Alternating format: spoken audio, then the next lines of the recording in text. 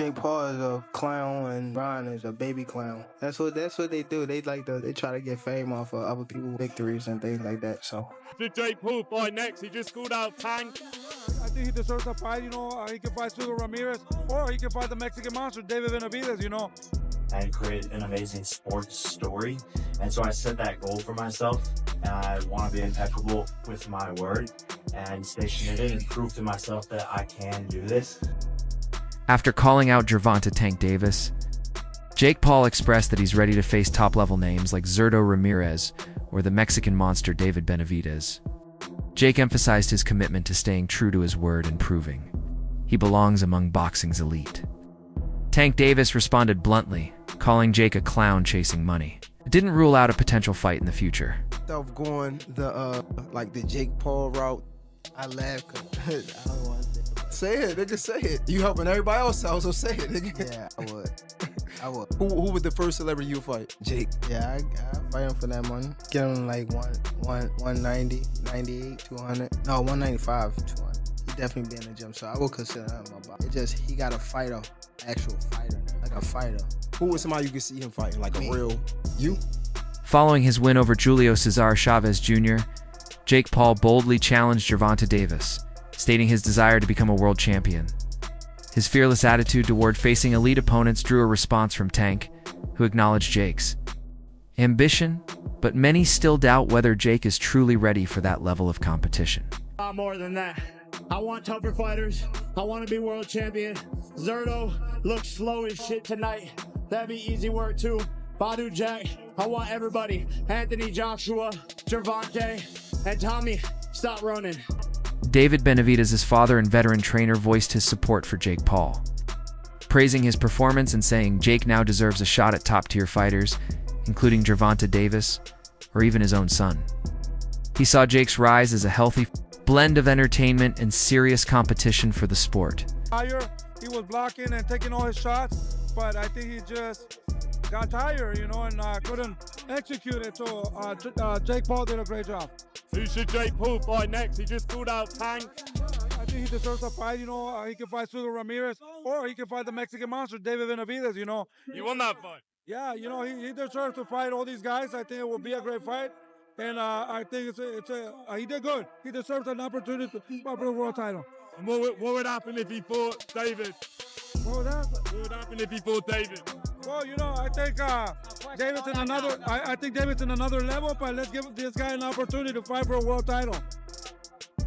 Jake Paul's victory over Chavez Jr. didn't just raise his profile, it elevated his official status. According to Boxing Kingdom, if Jake wins again, he'll be ranked in the top 15 cruiserweights by 2 major sanctioning bodies. This allows world champions to defend their titles against him voluntarily.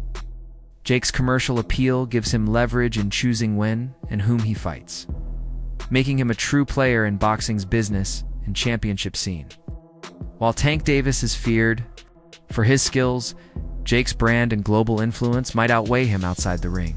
Fight fans, now Gervonta Davis just called out Jake Paul after Jake Paul had his fight with Mike Tyson. Now we all know that Gervonta Davis is a beast of a boxer, and skill-wise he's a lot better than Jake Paul. Would it be smart to pair those two up in a fight? Would Jake Paul be too big for Gervonta Davis? What do you guys think? Jake Paul insists that boxing for him is about more than just wins. He's on a mission to create a lasting sports legacy. From internet fame to becoming a ranked boxer, Jake is staying committed to his vision with discipline and purpose.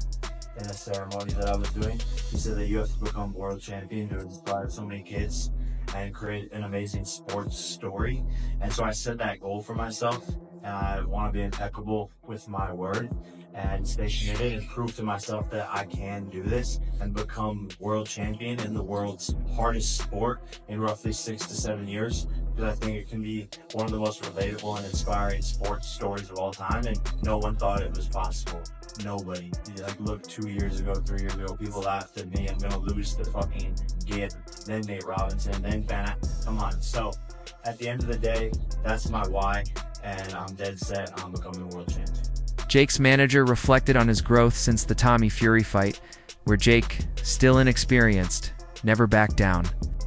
Now, with steady improvement and a series of wins, plans are already in motion for Jake's next bout by November or December, with Gervonta Davis as a potential opponent. Did Jake Paul take more from this fight as a boxer and this Tommy Fury fight or this fight? What do you reckon he loved more? I think he said it best in there himself. When he fought Tommy Fury, he wasn't even a boxer yet.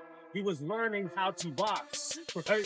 Now, 2.5 years later, he's a true boxer. The loss to Tommy Fury is the greatest gift in Jake Paul's life. Had he beaten Tommy Fury, which was a split decision loss, right? Not a unanimous, not a majority, a split decision loss, he wouldn't be the fighter that he is today. Thank you, Tommy. Do you think it's make Jake Paul fight November, December time? Is that what we'll see about that? Yeah, November or December is the time that he'd like to do it.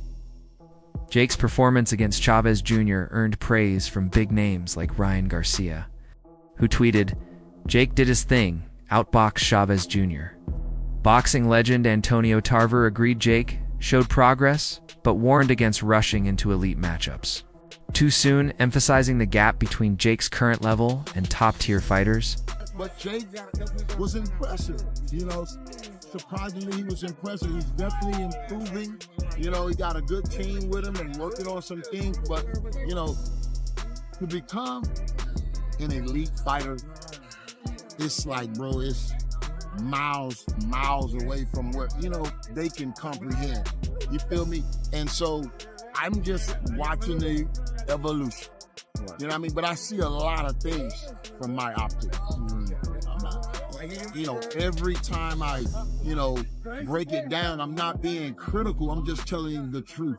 You know what I mean? His jab looked good today, you know, but he knew the guy wasn't throwing nothing back.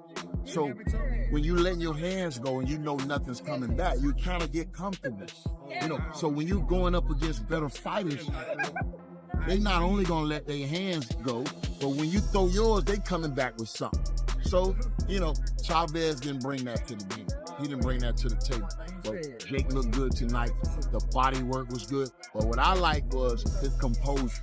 He didn't get wild. He didn't get out of control, swinging wild and just fighting. He stayed composed. He stayed in his form.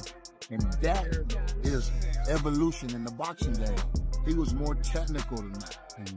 Many in the boxing community argue that a Jake Paul versus Gervonta Davis matchup lacks competitive value. Tank is still in his prime with numerous elite contenders in his own weight class, while Jake, despite recent wins, hasn't fully proven he belongs at that level. That Jake Paul might actually fight Gervonta Tank Davis. This can't be real. When it came up a couple of months ago, I was like, you know what? I'm not even going to cover this because there's no way it's real. There's no way they're really going to do that because it makes no sense. Why would you do that for him? Outside of it, like, okay, you can look at it like an exhibition, which it will be, and we'll take a look at some of the rule set for it. But Gervonta Davis is one of, if not the best, biggest names at 135 pounds and is an active in his prime fighter. I don't want to hear the similar to Floyd and Logan thing because at that point, Floyd was retired. Floyd had done all he needed to do in the sport. Tank is still in his prime, still has multiple high-level opponents that he needs to fight. And you can say, oh, you know, the Jake would be a one-off. Side quest. That's fine, but that just tells me that Tank doesn't care about being a high-level champion in the sport anymore. It tells me that he's done competitively in the sport. If he takes a fight with Jake Paul, it tells me he's done. And that's unfortunate. Yeah, Tank has been talking about retirement. If he goes this route, it's almost certain. Like it's pack it up. It's over with because the fight makes no sense. It doesn't even make sense for Jake. For all the things Jake's talking about doing, it makes no sense for him. Again, money, sure. It makes dollars make sense. Okay, fine. But I want to see Jake in competitive matchups where I am interested in the outcome. I'm not interested in this. I'm not interested in the outcome of this. I was interested in Floyd versus Logan because there was an idea that Floyd was a little slower, a little older, and Logan would be able to knock him out. If Jake knocks Tank out, so what? What does that do for him? Because he said he could beat Canelo. He said he could beat Anthony Joshua. This one to me, like I've gotten on board with a lot of Jake fights because they've made sense. Right? To me, they've made sense. Even Julio Cesar Chavez, after he's already beaten the guy that beat Julio Cesar Chavez Jr., beat Anderson Silva. On the flip side, some fans believe Jake's size and improving skills could give him an edge.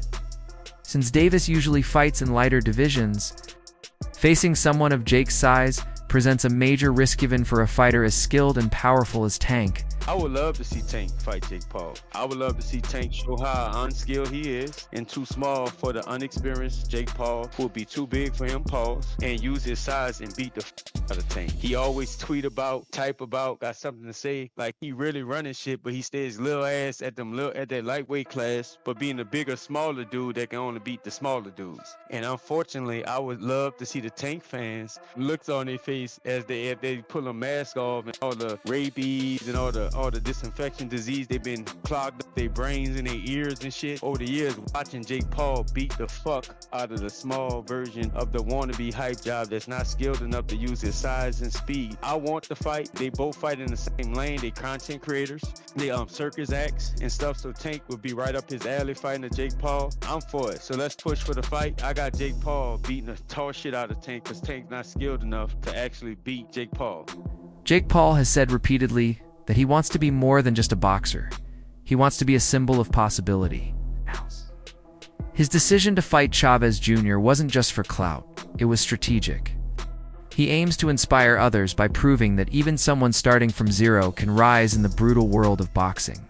World champion, he is the most experienced fighter I've fought to date. And it's going to be a really good test of my skills, and depending on the performance that I put on, the sanctioning bodies in boxing will give me a ranking, and once I have that ranking, I'm able to go and fight for a world title. So this can set me up to become world champion and to be able to attain and get a world championship fight done. Yeah, I think a lot about inspiring the next generation. That's a big part of the reason I'm still so adamant about becoming a world champion, because it will prove to kids that they can go into something at zero and make it all the way to the top in 6 to 7 years' time if they fully set their mind. Despite Jake's dominant win, skeptics questioned the fight's legitimacy, calling Chavez Jr.'s lack of offense suspicious. Some claimed the fight was rigged. Beyond the ring, Jake is also transforming how boxing is promoted, using viral content, streaming deals, and massive social media influence to bring fresh attention to the sport and its undercard fighters. Jake Paul is unequivocally the most successful fighter in history 4 years in. No one comes close. No one. You couldn't list one that comes close, including Brock Lesnar if you include his WWE career. 4 years in terms of what he's done in terms of box office, pay-per-view, impact, helping other boxers, because he had platform, he had awareness, and he's got the focus and discipline to drive with it. Jake responded to Tank Davis's harsh comments with maturity, avoiding drama and instead showing respect. He's a great fighter and surprised me a couple of times, Jake said, highlighting a thoughtful approach to the budding rivalry. Your thoughts on Tank Davis? Man, he's a great fighter. He's a great fighter. He surprised me a couple of times. We've had some word exchanges. Yes. But it's all for fun. I hope this fight with Ryan Garcia happens. Who you leaning on? It's a 50-50 fight, in my opinion. You know, Gervonta hasn't shown the ability to win a lot of rounds against taller fighters, and then he relies on the knockout in the later rounds, which has worked for him. But if Ryan could avoid that, I think it'll be his power and speed will be and range will be a problem for Gervonta. But if Ryan gets caught, we've seen what Luke Campbell did. Yeah. And Gervonta is obviously a way bigger puncher than Luke. So it's really, in my eyes, the fight could go either way. Online critics have started questioning whether Gervonta Davis avoids high-risky fights at 140 pounds. Some fans speculate he may pass on a dangerous and unconventional matchup, like Jake Paul, to protect his unbeaten record. Jake Paul said him and Tank were in negotiations to actually fight. Jake Paul would have probably knocked Tank out. We gotta be honest here. The fight was gonna be at 195, and which means Jake Paul cannot come over the weight limit of 195. I think he could have made that weight. I don't know where it would have been. I don't know any more stipulations. It said it was gonna be a normal boxing match, and where Jake Paul probably would have beat the shit out of Tank Davis. I'm gonna call cap. I don't think Tank would have actually fought Jake Paul. Tank is scared to fight, you know, somebody at 140. I don't see him fighting somebody 195, 200 plus pounds. That's just ridiculous. That's unrealistic. I don't think Tank is taking that type of risk. I know a lot of you guys like, oh, Jake sucks. You know, Tank is this, Tank is that. When you're that much larger than a man, your boxing ability goes out the window. It just really does not matter how much of a boxer you are. The guy is way larger than you. Like, I don't think Gervonta could do anything to even reach his face. He's 6'1". But you guys let me know, man. Who would y'all have if Jake Paul and Tank Davis fought? Like I said, I'm putting all my money on Jake. Before any potential fight between Jake Paul and Tank Davis, analysts agree Tank has unfinished business. A rematch with Lamont Roach is likely and widely considered necessary before any cross-division spectacle can take place. Yeah, you're seeing what I'm seeing. Tank Davis versus Jake Paul. I don't buy it for a second, but apparently they were in negotiations to have this fight happen if Tank Davis beats his previous opponent, which obviously ended in a draw. Which means he's obviously going to go and rematch Lamont Roach in his next fight. But come on, Tank Davis versus Jake Paul. Jake Paul is a cruiserweight / heavyweight. Tank Davis is a lightweight. This is Jake Paul's mindset. Okay, I'll fight a legit professional boxer, OAP. I'll fight a legitimate professional boxer who's his age, loses. Okay, I'll fight another professional boxer who's half his weight. Honestly, I don't care how big Jake Paul is, I genuinely do think that Tank Davis would beat Jake Paul. I think Tank Davis would be too fast, too slick, outbox him, move around. He wouldn't knock him out, obviously. I don't think he'd knock him out because of how big Jake Paul is, but he would outbox him 100%. But anyway, guys, let me know what you guys think about this potential fight. I really hope it does not happen because Jake Paul needs to fight a legitimate pro who isn't a taxi driver, who isn't old, and isn't half his weight. Analysts believe that Tank Davis moving up in weight could unlock exciting new matchups. Facing Jake Paul wouldn't just test. Tank's power it would challenge his adaptability and show if he can truly compete across multiple divisions. Tank Davis says that he's bored with boxing. He said if paid enough, he'd make an MMA debut. He said back in the day in the streets, he used to throw a few punches and then he'd go for the takedown and throw him on the back. It surprises many that Gervonta Davis isn't currently in the top 10 pound-for-pound rankings, despite his undefeated record. This raises a key question. Would a fight with Jake Paul help elevate Tank's brand, or would it be seen as a step backward? For some, it's a branding risk. For others, it's a bold move in boxing's evolving crossover era. Gervonta Davis is not a top 5 pound-for-pound fighter right now. He's arguably not even in the top 10 pound-for-pound right now. Despite how cool this picture is, it does not get him into the pound-for-pound list. Even though we could say that he could probably beat everyone in the lightweight division, even though I think he loses to Shakur, he hasn't done it, and he probably isn't going to do it. But what would it take for him to get to the #1 pound-for-pound spot? Let's go over what he would have to do to reach #1. Well, first off, he'd obviously have to go undisputed in the lightweight division. And even though that would be great, I think that only cracks him like #4. Because the only one in the top 10 pound-for-pound in the lightweight division is maybe Shakur. But realistically, he's gonna have to do more than just go undisputed in the lightweight division. So obviously, he'd have to go up to 140 because there's no way he's making 130. And then he'd have to beat a dude like Teofimo, and he'd probably have to beat Devin Haney as well. And I think that could probably get him the #1 spot. But yeah, we can sit here and say Tank is one of the best pound-for-pound fighters right now, which I think he's one of the most talented, and I think he could do most of what I said.